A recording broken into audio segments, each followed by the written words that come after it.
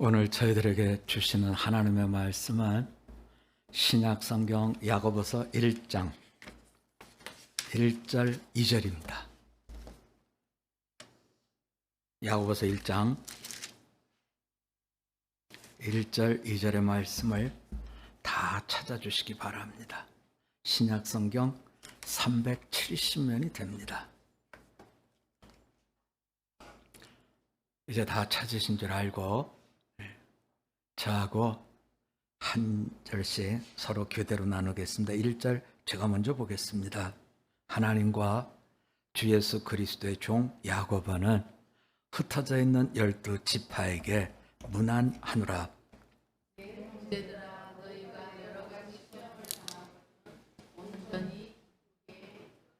아멘.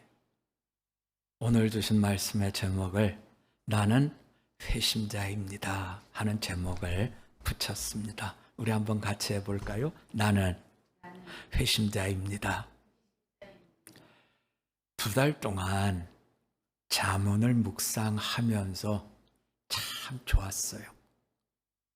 그런데 7월이 돼갖고 이제 야고보서의 말씀을 대하는데 첫 날부터 말씀에 들어가기가 너무 어려웠어요. 네. 앞에서 큰 은혜를 경험했기에 들어가기가 어려운 건가? 그래서 7월 1일 날 야고보서의 오늘 우리가 본 이 부분의 말씀을 묵상하면서 완전히 헤맸죠. 네. 야, 이거 도대체 어떻게 소화해야 되지? 앞으로 2번에 걸쳐서 이제 야고보의 말씀을 우리가 보게 될 터인데 앞이 캄캄한 거예요. 그런데 살금살금 어깨가 또 아파요. 이제 어깨가 아파서 박보혜 목사님한테 부탁하고 나는 좀 빠져도 되는 거 아닐까? 뭐 이런 생각도 들고요. 또 이제 피가 막 새갖고 예배 드리다가 이거 예배 드릴 수 없는 상황이 돼서 오늘은 예배를 못 드립니다. 이럴까? 뭐 별별 생각이 다 드는 거예요. 이유는 여러분 2절을 한번 보자고요. 자, 내 형제들아, 아주 부드럽게 얘기했어요. 내 형제들아. 그런데 그 다음부터 이상해요. 여러 가지 시험을 당하거든 하나님께 도움을 청해라. 뭐 이렇게 가면 앞뒤가 맞지요. 그게 아니라 여러 가지 시험을 당하거든 이게 도대체 알 수 없는 소리를 하는 거예요. 온전히 기쁘게 여기라.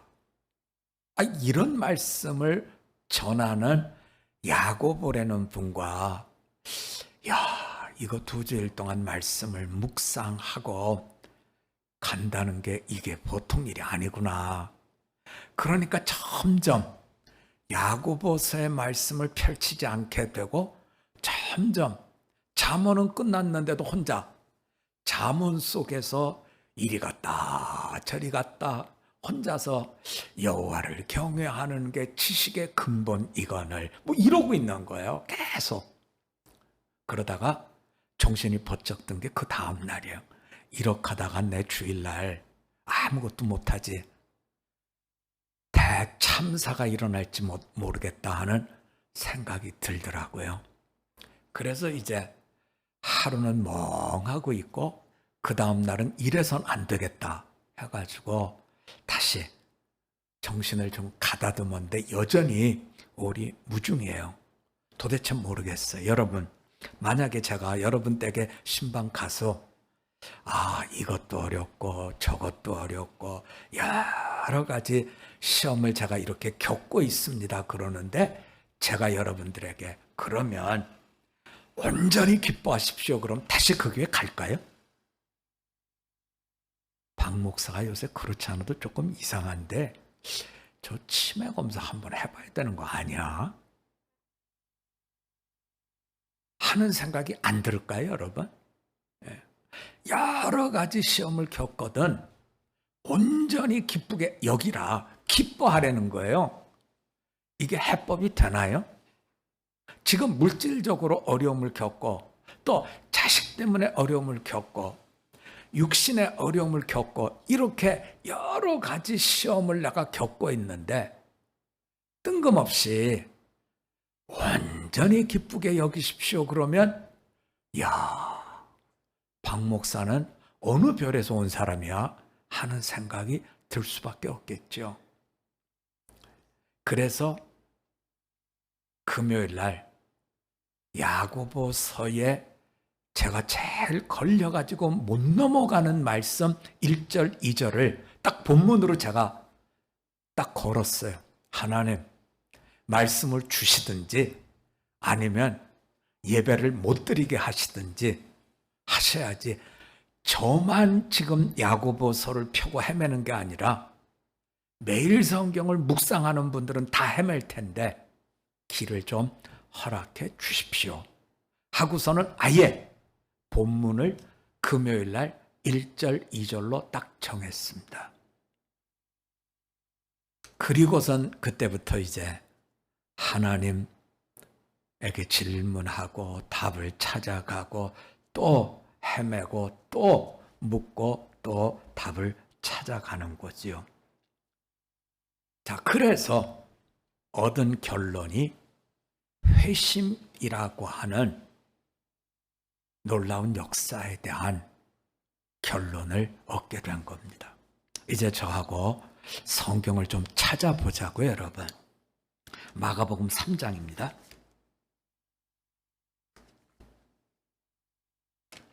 마가복음 3장 21절입니다. 저하고 한번 같이 읽어볼까요? 시작. 예수의 친족들이 듣고 그를 붙들러 나오니 이는 그가 미쳤다 함일러라. 예수님과 그리고 다른 식구들 어떻게 공생애를 보느냐 하는 건데 지금 예수님의 친족들이 예수님의 공생에 대한 이야기를 듣고 잡으러 왔어요. 그런데 예수님이 어떻게 됐다? 미쳤다.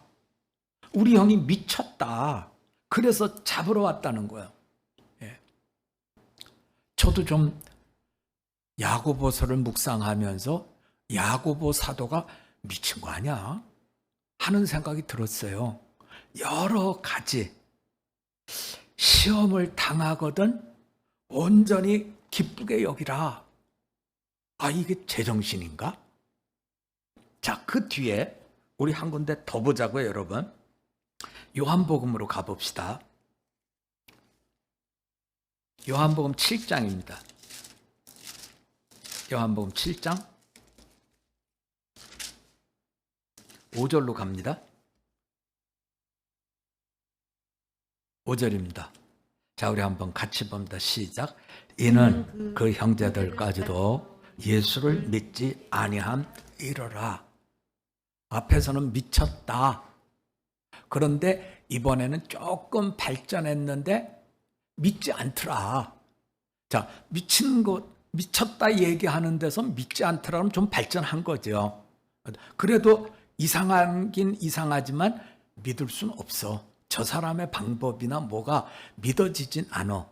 여기까지 간 것만 해도 장족의 발전을 한 것은 맞습니다. 우리가 이렇게 야고보 사도에 대한 예수님의 공생애 때 반응을 보면 미쳤다? 믿지 않는다? 그러니까 무슨 예수님의 제자다? 또는 예수님을 도와주는 협력자다? 이런 구석은 하나도 없는 거죠. 오히려 냉소적이든지 아니면 반대편에 있는 사람이든지 이렇게 보셔야 됩니다. 그랬던 야고보가 어떻게 그 예루살렘 교회의 가장 중요한 지도자로 이끌게 되었고 여기에서 편지를 쓸 만큼 이런 회심한 사람이 됐을까 하는 걸 우리가 좀 생각해 보자고요. 자, 어디로 가시냐면 자, 사도행전 1장으로 가봅니다. 사도행전 1장 14절입니다.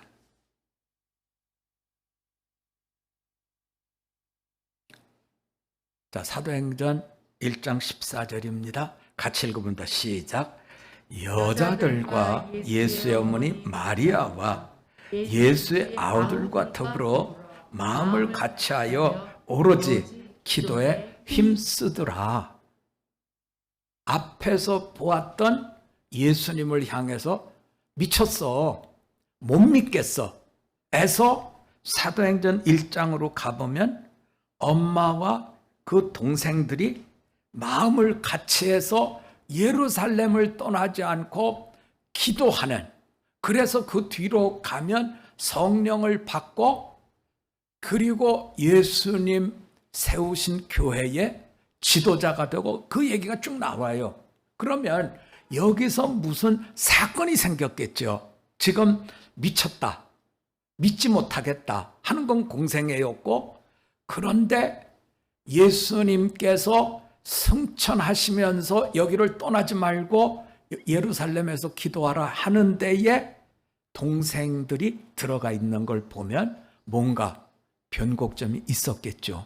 자, 그 점을 우리가 좀 이제부터 찾아보려고 하는데 어디로 가셔야 되냐면 고린도전서 15장으로 가봅시다. 오늘 꽤 여러 군데 말씀을 보느라고 비 오는 날인데 꽤 분주하게 됐는데요. 그래도 찾으셔야 돼요. 고린도전서 15장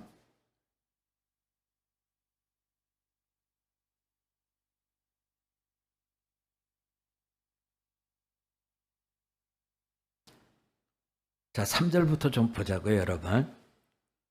자, 제가 3절 보고 여러분이 4절 보고 그리고 7절까지 서로 교대로 봅니다. 3절입니다.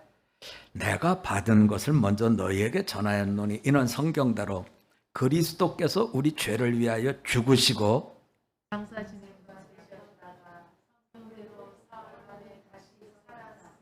게바에게 보이시고 후에 12 제자에게와 그 중에 지금까지 대다수는 살아있고 어떤 사람은 잠들었으며. 자, 우리 7절 같이 봅니다. 그 후에 야고보에게 보이셨으며 그 후에 모든 사도에게 와. 야고보 사도가 다른 500여 명의 사람들과 같이 예수님께서 찾아오셔서 부활하신 예수님을 만났죠. 그리고 사도행전에서 기도하는 그 자리에 모여서 기도를 하고 있죠. 다시 말하면, 자, 예수님께서 공생애를 하는 동안에는 미쳤어? 못 믿겠어? 그런데 사도행전에서는 거기서 함께 기도를 하고 그 기도하는 변화된 사건은 예수님께서 죽으실 때 아니에요. 예수님의 제자들도 다 도망갔죠. 그래서 우리가 잘 아는 대로 엠마오로 가는 두 제자가 우리 빨리 가, 이제 끝났어 이러고 내려가다가 부활하신 예수님을 만나서 돌아와서 제자들한테 얘기하지만 그렇지 않아도 아침에 여자들이 와서 예수님이 뭐 다시 살아났니 어쨌니 그래서 정신없는 소리 한다고 생각했는데 니네들도 또 정신없는 소리 하는구나 이렇게 되잖아요, 여러분. 그런데 예수님께서 12 제자 그리고 500여 명의 사람들, 사도들, 야고보 다 인생을 확 뒤집어 놓는 대변혁의 사건을 이루셨는데 뭘 봤다고요? 뭘 봤다고요? 예수님의 부활을 봤다고요. 그리고 체험했다고요. 자, 사도 바울도 어디서 회심을 하죠? 다메섹으로 가다가 지금 갑자기 눈앞이 안 보여서 누구냐고 물어보잖아요. 그랬더니 그때 뭐라 그래요? 네가 핍박하는 예수라. 깜짝 놀랬죠. 지금 예수 믿는 사람들이 정신없는 사람들이라고 잡으러 가고 있는데 갑자기 살아계신 예수님이 나타나셔서 자기에게 그와 같이 말씀하시니까 뒤집어진 거죠. 야고보도 예수님의 부활을 보고 뒤집어졌죠. 자, 신앙은 예수님의 죽으심을 보면서 신앙의 길이 열리나요? 예수님의 공생애를 보면서 신앙의 길이 열리나요? 왜 안 열리냐면 이유가 있어요, 여러분. 자, 1절로 가보자고요. 1절에 보면 하나님과 주 예수 그리스도의 종 야고보가 자기 형한테 내가 그리스도의 종이요, 이런 얘기 하나요? 여러분, 형이 인격이 고매하고 누나가 정말 인격이 출중하면 제가 박흠례 권사님한테 제가 누님의 종입니다 이렇게 얘기하나요? 그러면 저희 누님이 아마 그럴 거예요. 박 목사 진짜 이상해졌어. 내가 충성을 맹세합니다. 그건 아니잖아요, 여러분. 그런데 야고보는 하나님과 주 예수 그리스도의 종입니다. 그 야고보입니다. 이렇게 얘기를 하면서 흩어져 있는 지파에게 문안합니다. 여기 나오는 흩어져 있는 12지파는 구약에 나오는 12지파 개념이 아니에요, 여러분. 여기 나오는 12지파는 어떤 지파냐면 이미 교회가 세워졌죠. 회당이 세워졌죠. 그 회당을 통해서 예수의 부활을 믿는 그런 분들을 새로운 성도, 머리 되신 예수님을 내가 이제는 구주로 모시고 삽니다 하는 새로운 세계, 새로운 시대, 교회 시대의 백성들을 의미하는 거죠. 그래서 여기 나오는 12지파는 새하늘과 새 땅, 주님께서 세우신 교회를 바라보면서 12지파의 새 신앙에 대한 말씀을 하고 있어요. 그러면서 무슨 얘기를 하냐면 내가 흩어져 있는 12지파에게 문안합니다 하는데 그 뒤에 따라 나오는 말씀이 뭐냐면 여러 가지 시험을 당하거든 온전히 기뻐하십시오, 이 얘기가 나오는 거죠. 그러면 여러분, 우리가 흩어진 12지파 이분들을 디아스포라라 그래요.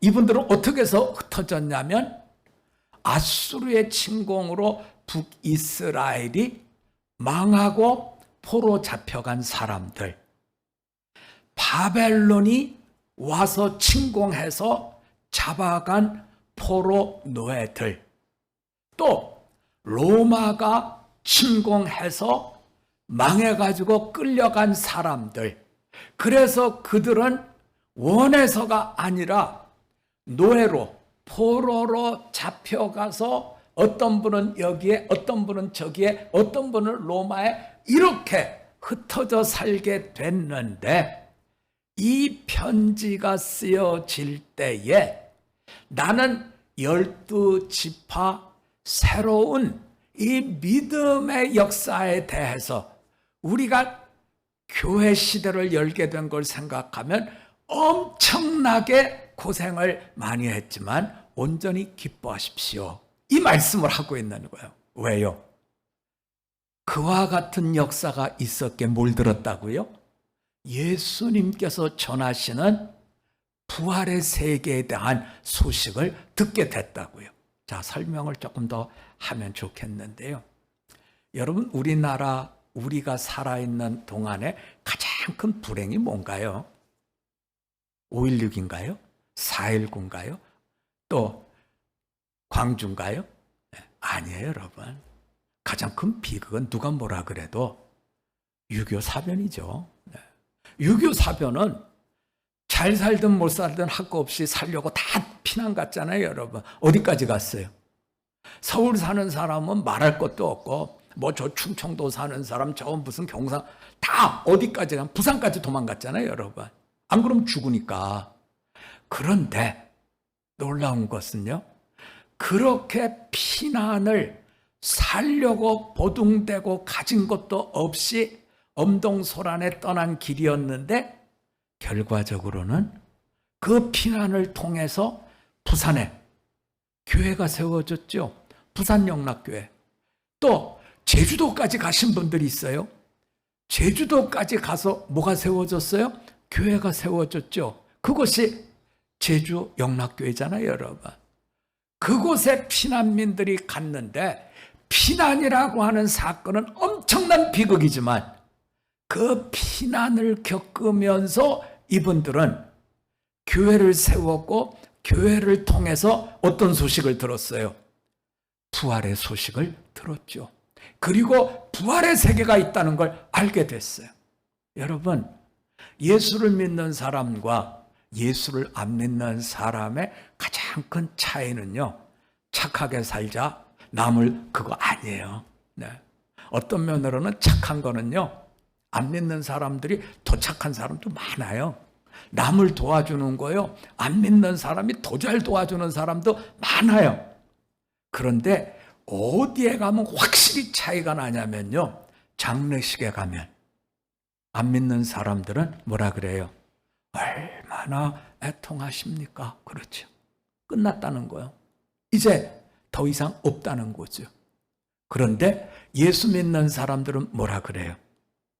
주님의 부활을 믿으시고 다시 만날 그날을 소망하십시오. 이렇게 인사하잖아요, 여러분. 안 믿는 사람들이 들으면 온전히 기뻐하는 부활의 날들이 있습니다 하는 이 소식을 들으면 저 사람 무슨 말을 저렇게 할 수밖에 없죠. 그러나 우리는 장례식 속에서 애통하고 슬픔에 주저앉는 것이 아니라 오히려 예수를 믿음으로 얻게 된 하나님의 나라 부활의 세계를 바라보면서 소망을 가지게 되더라는 거죠. 여러분, 야고보서를 이제부터 우리가 매일매일 묵상할 텐데요, 우리가 이 말씀을 묵상하면서 나도 이분이 가지고 있는 기쁨, 이분이 가지고 있는 감격, 이분이 가지고 있는 모든 세계 속에서 같이 느끼려고 하면 나도 회심하여 어떤 신앙을 가져야 된다고요? 부활신앙을 가져야 된다. 그 전까지는 이 말씀은 남이 다리 긁는 거예요. 누가 아프면 아유 어떡해요. 누가 경제적으로 어려우면 어떡하다 이런 일이 생겼어요. 누가 답답한 일을 호소하면 아이고 어떡해요. 그러나 우리가 주님 주신 부활의 세계를 가진다고 하면 여러 가지 시험을 겪을 때 오늘 말씀의 결론이죠. 온전히 기뻐하십시오. 기뻐하십시오. 여러 가지 시험은 궁극적으로는 어디로 우리를 이끌어 준다고요? 예수 부활의 세계로 이끌어 줌을 이렇게 말씀하시고 있는 거죠. 참으로 신앙인은 뭐가 다를까요? 네. 신앙인과 신앙이 없는 사람의 가장 큰 차이는 뭐가 다를까요? 우리는 알고 있는 게 있어요. 회심 돌이켰기 때문에 주님이 찾아와 보여주신 부활의 세계, 재림의 시간을 가진 것이 가장 다른 점입니다. 언제든지 예수 십자가 부활의 권능 속에 주님 다시 오시마 약속하신 그날을 바라보며 사모하는 기도의 용사들이 다 되시기를 주님의 이름으로 부탁드립니다. 우리 한번 같이 기도드리겠습니다. 하나님 아버지, 부활의 세계를 알게 됐을 때 야고보 사도는 미쳤다 했던 형, 믿지 못하겠다고 하는 형에서 나는 그리스도 예수의 종입니다. 이런 고백과 함께 여러 가지 시험을 만나거든 온전히 기뻐하십시오 하는 하나님의 새로운 세계를 열어주고 있습니다. 하나님 우리에게도 이 은혜를 주셔서 부활의 세계를 맛보고 그 속에서 다시 오시마 하신 재림의 그날을 바라보며 걸어갈 수 있도록 은혜 더하여 주시옵소서. 예수님의 이름으로 기도드립니다. 아멘.